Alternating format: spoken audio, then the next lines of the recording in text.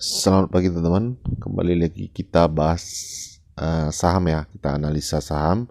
Ada request juga dari salah satu teman kita, yaitu SWAT ini teman, atau SWAT.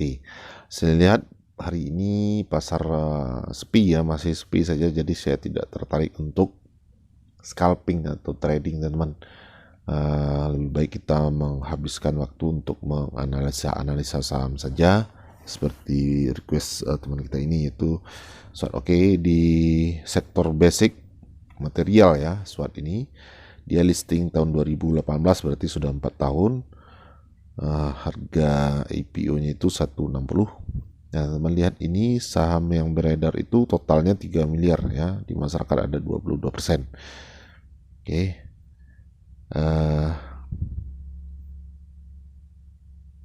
Komisaris utama Leni Imelda Lukminto, Sri Heti Turinani, Direktur utama ya, teman bisa baca sendiri. Kita langsung ke statistiknya.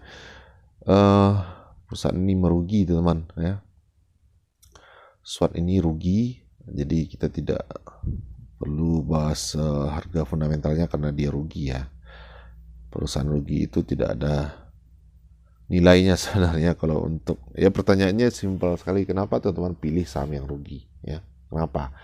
Apa tujuan teman-teman ya? Kalau untuk scalping, teman-teman tidak perlu cek statistik key statistik atau laporan keuangannya, karena tidak penting juga. Teman-teman cuma mengikuti pergerakan harga yang digoreng sama bandar, kemudian teman-teman numpang di situ ya, bonceng di situ. Nah, teman lihat di sini perusahaan ini rugi 800 miliar. 800 miliar. Lalu kenapa kita masuk di saham yang rugi? Masih banyak saham-saham bagus yang lain. Kenapa mesti teman pilih ini? Nah, itu saja pertanyaan simpelnya. Jadi dia juga tidak pernah bagikan dividen karena memang tidak ada laba apa yang mau dibagikan, ya kan? Jadi teman-teman, kalau untuk scalping ya, SWOT ini kita cek lagi di sini ya, di daily ya, berapa kenaikannya. Itu dia naik 9%, yang tinggi-tinggi saja ya. Kita lihat ini 9%. Ketika digoreng ini naik 12%. Ya, seperti itu, banyakkan merahnya teman-teman. Ketika dia tidak disentuh sama market maker atau bandar, dia tidak akan bergerak, dia tidak akan naik ya. Jadi seperti ini. Coba kita cek di Monthly. Dia belum pernah sandar di gocap ya. Ini di 58, tapi kemungkinan ini punya potensi untuk tidur di gocap teman-teman kalau saham-saham seperti ini ya. Kemudian ada satu lagi tadi, Cleo ya. Malam ada yang tanya tentang Cleo. Ini air minum ya teman.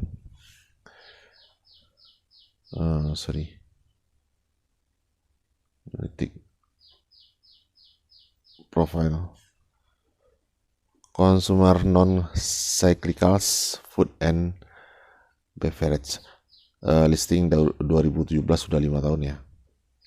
Saham yang beredar itu totalnya 12 miliar. Teman bisa lihat ini. Ngendalinya Tancorp Global. Tanoko itu ya, Hermanto Tanoko, benar nih komisaris utamanya Hermanto Tanoko. Oke, kita lihat statistik. Dia sudah mengeluarkan laporan keuangan ya, yang kuartal 3.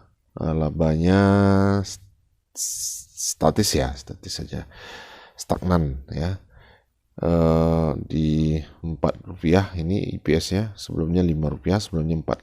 Jadi tidak mengalami penurunan yang signifikan, juga tidak naik ya, tidak naik. Kemudian kita lihat di sini book value-nya Rp95 ya, Rp95. Teman-teman bisa lihat nih, Rp95,06. Artinya PBV-nya itu sudah 7,42 kali. Nah, ini yang berbahaya teman ya, book value-nya sudah 7,4 kali ya.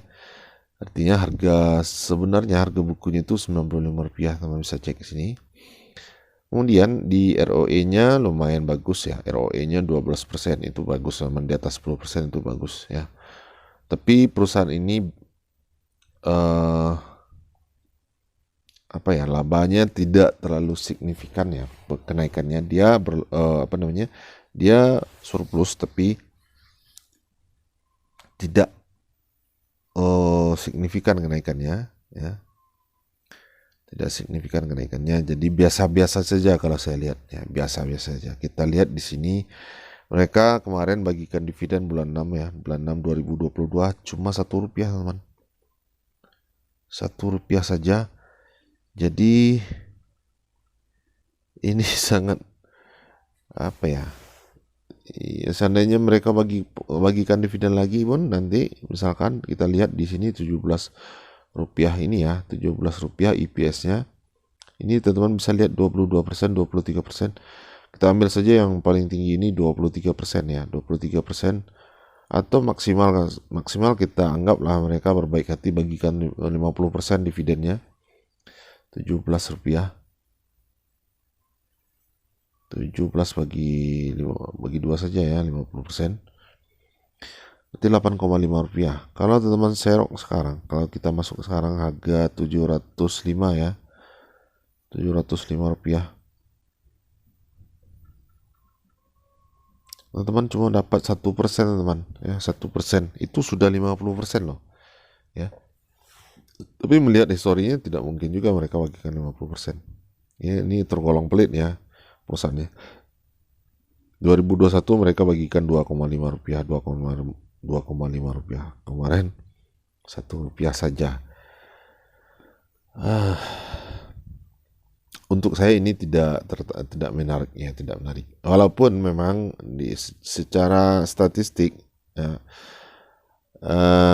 ini perusahaan bagus sih sebenarnya, tapi tidak mungkin teman-teman paham yang saya maksud, tidak wah gitu ya, tidak wah. Apalagi ini melihat PBV-nya 7 kali. Nah ini yang berbahaya, ini warning buat teman-teman semua, 7 kali ya. Harga bukunya itu Rp95, sekarang sudah 705. Sementara kalau kita lihat dari EPS ya, harga wajar dari EPS ini, teman-teman bisa lihat ini tadi kita cek,